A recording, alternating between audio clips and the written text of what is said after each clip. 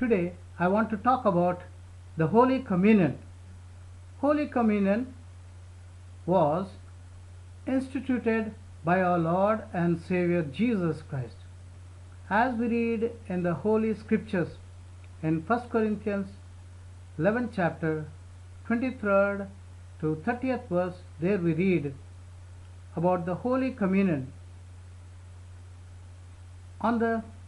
Before the death of our Lord and Savior Jesus Christ, He had instituted the Holy Communion and said and commanded the church to continue till He returns. In order to have the Holy Communion, He took the bread, and when He had taken it, He broke it and gave it to His disciples, saying, "Take, eat, this is my body, which is given for you." After the supper, He took the cup, and when He had given thanks, He gave it to His disciples, saying, "Drink ye all of this, for this is my blood of the new covenant, which is shed for you and for many for the remission of sins." Yes, Jesus took the bread, and the bread was denoting His body. His body was broken for us on the cross of Calvary. He was wounded, as Isaiah puts it in Isaiah 53rd chapter. He was wounded for our transgression.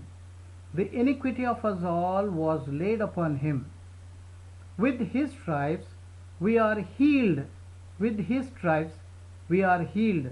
So therefore the Lord took punishment, your punishment, my punishment, the punishment of the whole world upon Him, because the Lord God laid upon Him the iniquity of us all, says the Word.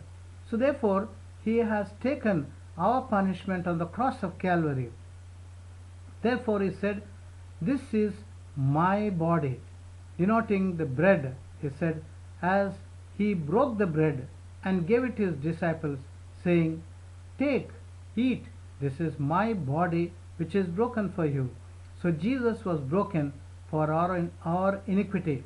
And also after the supper He took the cup, and when He had given thanks, He gave it to His disciples, saying, "Drink ye all of this, for this is my blood of the new covenant, which is shed for you and for many for the remission of sins." Yes, Jesus took His cup. His cup, that means the blood, was shed for you and for me on the cross of Calvary. And the blood of Jesus cleanses us from all unrighteousness. We have to confess our sins that we have done against His divine majesty. Whatever thought, word or deed we have done in against the will of God, we have to confess it to Jesus, because He anyway knows all our sins that we have committed. Therefore, when we commit our sins, when we confess our sins to Jesus, the Bible says in 1 John 1:9, "If we confess our sins, Jesus is faithful and just and will forgive us and cleanse us from all unrighteousness." Yes, the Lord cleanses us from all unrighteousness. And when the Lord cleanses, when we go to the Old Testament, there the Word of God says in Micah 7th chapter 19th verse, He puts all our sins at the deepest sea. What a gracious God we have. He puts all our sins in the deepest sea, so therefore He remembers them no more. What a gracious God we have. He remembers our sins no more, and He loves us. Therefore He came to us. He volunteered Himself, as we read in Genesis 3rd chapter 15th verse and 21st verse. He volunteered to come and die for us on the cross of Calvary. And also in Psalm 40 verse 8 also, as we read, He volunteered to come into this world. Therefore, He is a gracious God. He loves you so much that He died for you. No person on the face of this earth died for anyone, but Jesus died for us on the cross of Calvary to give us salvation. Yes, therefore, if we confess our sins to Jesus, Jesus forgives us. And also, we need to read God's Word every day and meditate upon it, memorize God's words. Because Jesus has paid the price for all of us. So therefore, we have to do what we are asked to do. When we read God's Word, God speaks to us. And when we pray, we speak to God. And we need to memorize God's Word in accordance with Amos 8 chapter 11 and 12 verses. So therefore, we need to confess the word, our sins to Jesus. And Jesus said in John 1:12, But as many as received Him, to them gave He power to become the children of God, even to them that believe on His name. Do you believe on the Lord and Savior Jesus Christ?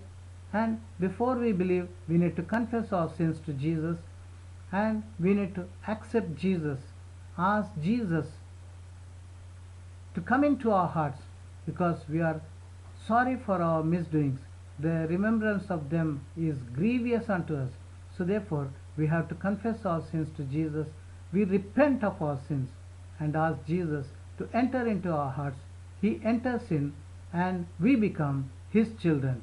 What a mighty opportunity, what a glorious opportunity, what a blessed opportunity to be His children. And may the Lord continue to bless us, watch over us, so that and we continue the Holy Communion or the table of the Lord, the Holy Eucharist, till the return of our Lord and Savior Jesus Christ. Therefore, this is a great blessed opportunity the Lord has given to us. We need to make best use of it by confessing our sins and receiving the Holy Communion. We become His children by receiving Him into our hearts. May the Lord continue to bless you, watch over you, and use you mightily in the extension of His kingdom. This is Archbishop Dr. Jacob J. Agapal, Agape India International Ministries, 773-510-5500.